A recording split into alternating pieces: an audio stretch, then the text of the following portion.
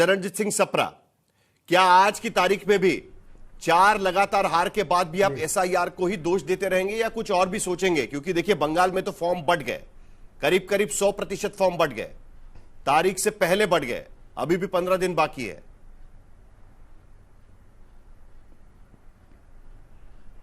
देखिए साहिल जी, जब खुलेआम ये नजर आता हो कि लोकतंत्र का चीरहरण हो रहा है, सत्ता बल के आधार पर लोकतंत्र का वस्त्रहरण हो रहा है, तो निश्चित रूप से विपक्ष उसकी आवाज उठाएगा। जब आप एसआईआर की बात करते हैं तो क्या जो पहले निर्वाचन आयोग के सामने प्रश्न डाले गए, क्या उसका उत्तर आया है? एसआईआर के तहत बिहार के अंदर जब 62 लाख लोगों के नाम काटे गए थे और 5 लाख लोगों के नाम जोड़े गए थे, तो वो 5 लाख लोगों में से कई ऐसे थे जिन्होंने फॉर्म भी नहीं भरा था।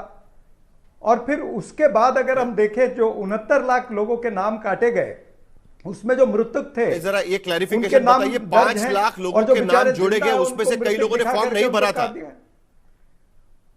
नहीं सप्रा जी, ये कहां से आई बात? 5 लाख लोगों के नाम जोड़े गए, नाम जोड़े गए। अरे ये कहा, ये रिकॉर्ड पे 20 लाख लोगों के नाम जोड़े गए, 5 लाख लोग ऐसे थे जिन्होंने फॉर्म ही नहीं भरा था। इसके ऊपर निर्वाचन आयोग को लिख कर दिया गया है कंप्लेंट, जिसका उत्तर आज तक नहीं आया है। तो ऐसा तो निर्वाचन आयोग है। जब निर्वाचन आयोग अंपायर के बदले बीजेपी का गोलकीपर बन जाएगा, जब निर्वाचन आयोग इनकी कठपुतली बन जाएगा, तो निश्चित रूप से प्रश्न उठेंगे। क्या हमने बिहार में नहीं देखा कि एसआईआर के बाद भी डबल एपिक नंबर निकले हैं? क्या हमने ये नहीं देखा कि बीजेपी के कई नेताओं ने दिल्ली में भी वोट डाला और 7-8 महीने के बाद में बिहार में भी वोट डाला है? क्या संभवी चौधरी के दोनों उंगलियों पर निशान नहीं थे? इनका उत्तर कौन देगा? ये तमाम सारी चीजें हैं जिसका उत्तर निर्वाचन आयोग नहीं देता है। इससे दर्शाता है कि ये जो लेवल प्लेइंग फील्ड है, ये कहीं नजर नहीं आती है। ये लेवल प्लेइंग फील्ड की आप बात कर रहे हैं। दूसरी तरफ आप ये भी मांग करने की कोशिश कर रहे हैं कि एसआईआर के जरिए महाराष्ट्र की वोटर लिस्ट ठीक करिए। आपका ओरिजिनल आरोप आप भूल गए। महाराष्ट्र के भीतर गलत नाम जोड़ने का आरोप आप ही ने लगाया था, जिसके जरिए वोटर लिस्ट क्लीन होनी चाहिए, यह भी आरोप आप ही का था। हरियाणा की वोटर लिस्ट में 22 बार एक मैक्सिकन महिला का नाम जोड़ा जाता है, यह भी आरोप आप ही का है।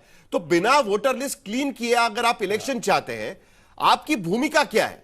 वोटर लिस्ट क्लीन होनी चाहिए, तो वो तो स्पेशल इंटेंसिव रिवीजन से हो पाएगा या स्पेशल रिवीजन से हो पाएगा। सही बात है ना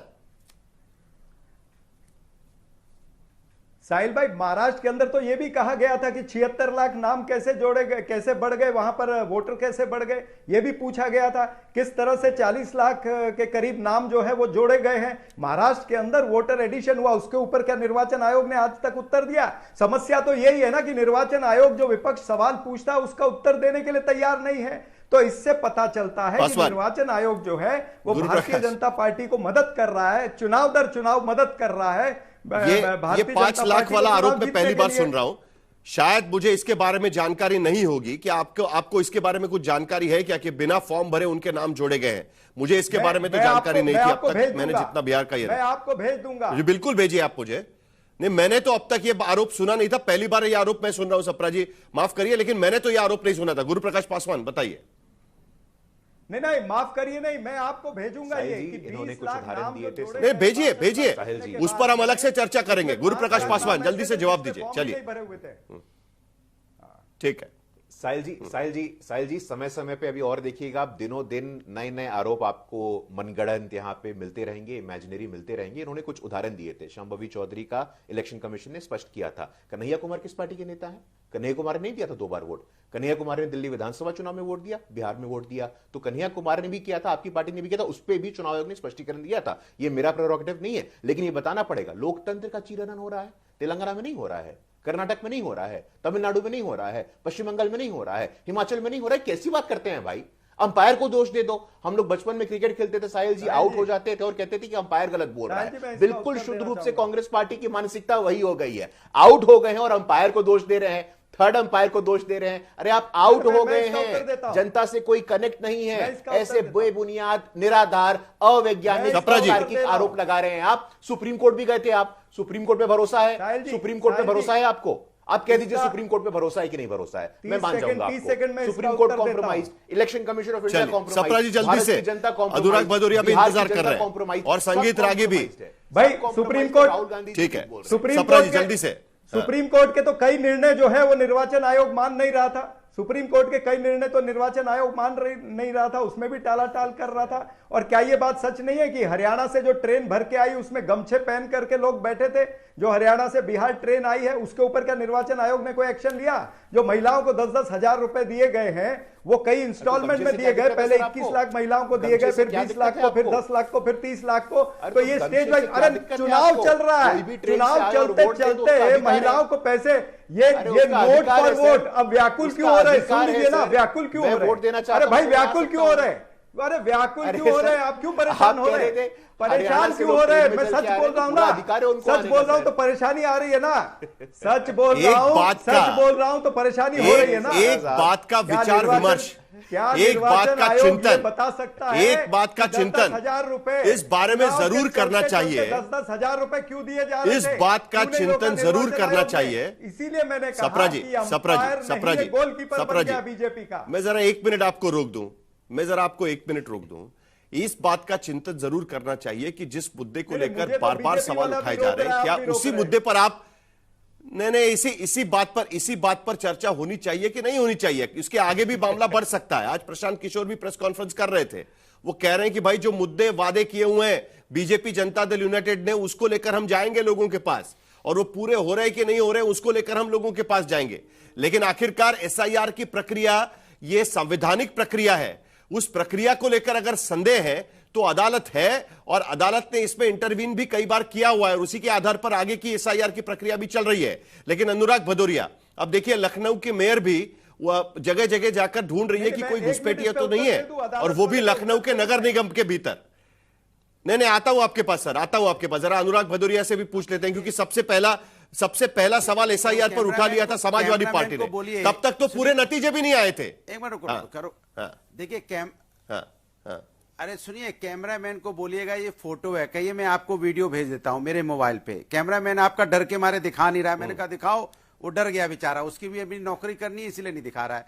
ये फोटो है। नहीं सर, ये डरने वरने की कोई बात नहीं है। ये है, मैंने इसका ये मोबाइल की ये आपकी मोबाइल की तस्वीर है, इसकी छाननी अलग से करनी पड़ेगी। आप बाकी की टिप्पणियां मत करिए, आप बताइए क्या दिखा रहे हैं आप, वो बता दीजिए। अरे कुछ नहीं छानबीन करने, अरे सुन तो लीजिए, अरे हल्ला मत मचाइए, बोले दीजिए। मैंने कहा कि ये वीडियो 28 अक्टूबर को हमने बाकायदा बनाया, 28 अक्टूबर को बाकायदा ये वीडियो हमने बनाया। सुबह सुबह नगर निगम के कर्मचारी सारे ड्राइवर एक जगह चाय पी रहे थे, मैं पहुंच गया, अचानक बारिश हो रही थी, मैं भी भीग रहा था।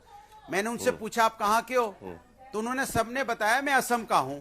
तो मैंने पूछा कब से यहां पे काम कर रहे हो? बोले ठेकेदार ने मुझे अभी 5 साल पहले ठेकेदार मुझे लेके आया है।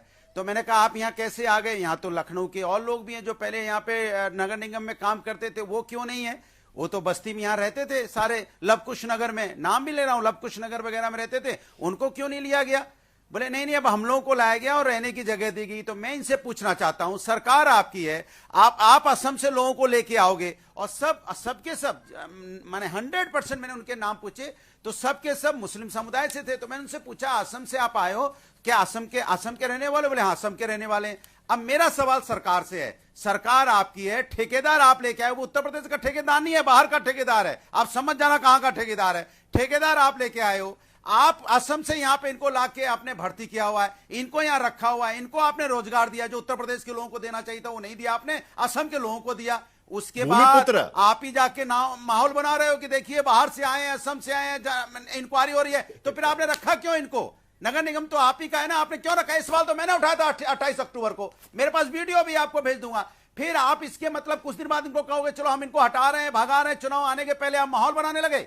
माने आप ही बुलाओ, आप ही बसाओ, उसके बाद माहौल बनाओ कि हमने चेकिंग की, हमने हटा। अरे भैया ठेका तो आप ही दे रहे हो ना मेयर महोदय जी, ये बात तो ठीक है, यहां से दिया जा रहा है ना इनको चलाने। अनुराग भदौरिया जो मुद्दा उठा रहे हैं गुरु प्रकाश पासवान, ये नाटक, ये बड़ा दिलचस्प है। आपने एक इंग्लिश टर्म का इस्तेमाल किया, मैं भी एक इंग्लिश टर्म का इस्तेमाल करता हूं जिसको डॉग विस्लिंग कहते हैं, कि आप माहौल इस तरीके से बनाइए कि भाई बहुत सारे घुसपैठिए हैं और निकल कर आते हैं 200, 300, 50, 55, और जिनका वोटर लिस्ट में शायद नाम भी नहीं हो सकता। और अब आपकी मेयर जाके चेक करती है, पता चलता है कि भाई असम से है।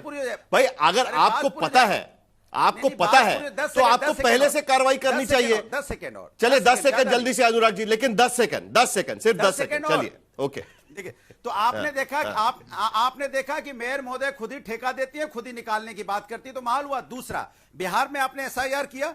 मैं आपसे पूछना चाहता हूं कि एक महीने के अंदर चुनाव से ठीक 1 महीने पहले आपको याद आया, अरे वहां तो आपकी सरकार 20 साल से थी, पहले करा लेते एसआईआर, और एसआईआर करा के आप वहां पे बता देते कितने घुसपैठिए थे, तो कितने निकले थे पता आपको? 390 घुसपैठियों पे रोज डिबेट करते थे, बिहार में घुसपैठिए घुस गए, निकले 390, जिसमें आपने देखा होगा नेपाली थे और 76 बांग्लादेशी थे। इसके मतलब अब चूंकि पश्चिम बंगाल में आप दिखा रहे हो वीडियो, ये देखिए सब जा रहे हैं, ये देखिए जा रहे हैं, इसी तरह का वीडियो आप दिखाओगे उत्तर प्रदेश के अंदर में, आपने बुलाया नगर निगम में, उनको नौकरी दिया ठेके पे, फिर आप ही वीडियो बनाओगे, देखिए जा रहे हैं, बैठे थे गुरु प्रकाश पासवान, समझा रहे हैं, फिर संगीत रागी, आपका चहीता विषय है, इसके लिए आपके पास भी आना होगा। गुरु प्रकाश पासवान जल्दी से हो गया। अनुराग जी 10 सेकंड हो गए आपके। गुरु प्रकाश पासवान, नहीं, ये बताइए कि ये नहीं अनुराग जी की रुचि एसआईआर में कम, ठेके में ज्यादा है। मैं समझ रहा हूं, हमारे बड़े भाई हैं, तो मैं अधिकारवश कह सकता हूं। अरे भूमिपुत्रों का विषय निकाल रहे हैं, तो अब भूमिपुत्रों का मुद्दा निकाल रहे हैं। अरे उत्तर प्रदेश के भूमिपुत्रों को नौकरी नहीं दी जा रही है, ये मुद्दा निकाल रहे हैं। भूमिपुत्र आप भी हैं भाई, भूमिपुत्र आप भी हैं, भूमिपुत्र हम भी है। और उत्तर प्रदेश में मैं बताना चाहता हूं आपको, ये ठेके का विषय उठा रहे हैं, वहां पे एम्प्लॉय का विषय उठा रहे हैं, वहां सब के सब लोग। एक उदाहरण अब ऐसा, अनुराग भैया आप सुन लीजिए भैया, यही तो समस्या है आपकी, यही तो समस्या है, जो एक बार आप शुरू होते हैं आप बंद नहीं होते हैं। आप अब साहिल जी, या तो चलिए हम उनके ऊपर ही बोल देते हैं, तो ही बर्बाद हो जाएगा। अनुराग जी आपने 2 सवाल 20 साल से हमारी सरकार। जरा एक मिनट, दोनों को शांत करिए। अनुराग भदौरिया जी, आपने 2 सवाल पूछे, जल्दी से उनको जवाब देने दीजिएगा। 2 सवाल के जवाब, 2 सीधे सवाल आपको पूछे गुरु प्रकाश पासवान, जल्दी से जवाब दीजिए। चलिए। हाँ, नहीं, मैं सीधा जवाब दे रहा हूं। अनुराग भैया देखिए वरिष्ठ हैं, कहते हैं 20 साल से हमारी सरकार है, हमने एसआईआर क्यों नहीं करवाया? अरे महाराज, एसआईआर करना प्रदेश की सरकार का नहीं, केंद्र की सरकार का प्रेरोगेटिव है। 3 लिस्ट होते हैं संविधान में, यूनियन, स्टेट, कॉन्करेंट, और यूनियन लिस्ट के अंतर्गत आता है, और इलेक्शन कमीशन का केंद्र सरकार का प्रेरोगेटिव होता है। तो हम कहां से करवा लेंगे 20 साल से? पहला तो ये सवाल। दूसरा, साहिल जी आप दिल पे हाथ रख के बताइए, घुसपैठिया का विषय कोई आज का है क्या? कोई बीजेपी आरएसएस घुसपैठिया पे आज से बोल रही है क्या? आईएमडीटी एक्ट आपको याद है कि नहीं है? इलीगल माइग्रेंट डिपोर्टेशन एक्ट, ये 1995 से हम इसकी लड़ाई लड़ रहे हैं। और असम में, पश्चिम बंगाल में कोई लड़ाई आज की नहीं है, पूरे के पूरे प्रक्रिया को फॉलो करके देखिए, ऐसा है कि घुसपैठिया को पॉलिटिकल वेपन किसने बनाया? साहिल जी मैं पूछना चाहता हूं आपसे, पूरे के पूरे सीमांचल में घुसपैठिया का पॉलिटिकल वेपनाइजेशन किसने किया? इसी इंडी गठबंधन के लोगों ने किया है। और घुसपैठिया के तर्ज पे तुष्टीकरण की राजनीति कहां से आ जाती है आपको पता नहीं चलता है।